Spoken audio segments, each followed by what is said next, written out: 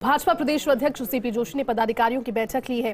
CP Joshi ने virtual रूप से सुशासन दिवस को लेकर ये बैठक ली। प्रदेश संगठन महामंत्री चंद्रशेखर ने भी निर्देश दिए पदाधिकारियों को।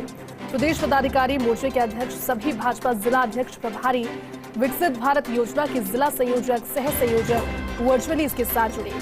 सुशासन दिवस को व्यापक रूप से मनाने के दिशा निर्देश दिए गए। हमारे साथ पॉलिटिकल एडिटर योगेश शर्मा जी जुड़े हुए हैं। योगेश जी, लगातार दिशा निर्देशों का दौर जारी है। हालांकि प्रदेश भाजपा अध्यक्ष सीपी जोशी ने एक और पदाधिकारियों की बैठक लेते हुए सुशासन दिवस का जिक्र किया, उसको लेकर के बैठक ली। क्या जानकारी इसको लेकर और देंगे? देखिए, अटल जी की जयंती है और पूरा देश जयंती को कल मनाएगा और राजस्थान ही नहीं बल्कि तमाम देश के भारतीय जनता पार्टी के कार्यकर्ता अनेकों कार्यक्रम करेंगे। राजस्थान की बीजेपी ने मंडल और बूथ स्तर पर कार्यक्रमों का ऐलान किया है। सुशासन दिवस के तौर पर संगोष्ठियों के आयोजन होंगे, शिविर लगाए जाएंगे और विकसित भारत को लेकर जिस तरह कार्यक्रम हो रहे हैं वो कार्यक्रम आयोजित किए जाएंगे। तो एक राजस्थान कल भारतीय जनता पार्टी के कार्यालय में मुख्यमंत्री भजन लाल शर्मा के आने का कार्यक्रम भी प्रस्तावित है। पूर्व प्रधानमंत्री अटल बिहारी वाजपेयी को श्रद्धासुमन अर्पित करने का उनका कार्यक्रम है। और आज बीजेपी के प्रदेश अध्यक्ष सीपी जोशी वो खुद करणपुर के दौरे पर हैं जयंती, और उन्होंने वहीं से वीडियो कॉन्फ्रेंस के जरिए संबोधित किया है, मीटिंग ली है और मीटिंग में तैयारियों को जांचा गया है। ये कहा जा सकता है कि अटल जी एक महान राजनीतिज्ञ के तौर पर रहे, विराट राजनीतिक शख्सियत के साथ ही एक विराट हृदय के भी वो मालिक थे, कवि हृदय उनका था। और भारतीय जनता पार्टी को खड़ा करने में उनका जो योगदान है वो अविस्मरणीय है और इसे भुलाया नहीं जा सकता।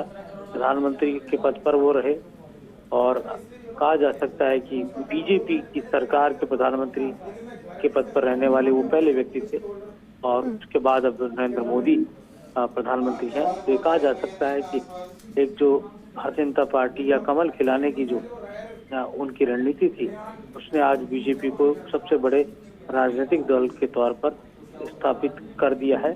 और इसके पीछे मोटे तौर पर हम कह सकते हैं कि अटल जी की मेहनत और उनके योगदान को भुलाया नहीं जा सकता। आज भी ये कहा जा सकता है कि उनके भाषणों को जब हम सुनते हैं, उनकी कविताओं को हम सुनते हैं तो कहा जा सकता है कि इससे जाहिर सा होता है कि इस देश में ऐसी भी राजनीतिक हस्तियां रही है जिन्होंने बियॉन्ड द पॉलिटिक्स, या यूँ कह सकते हैं कि दलगत राजनीति से ऊपर अपना अमिट और विराट इतिहास इन्होंने देश की राजनीति में लिखा है।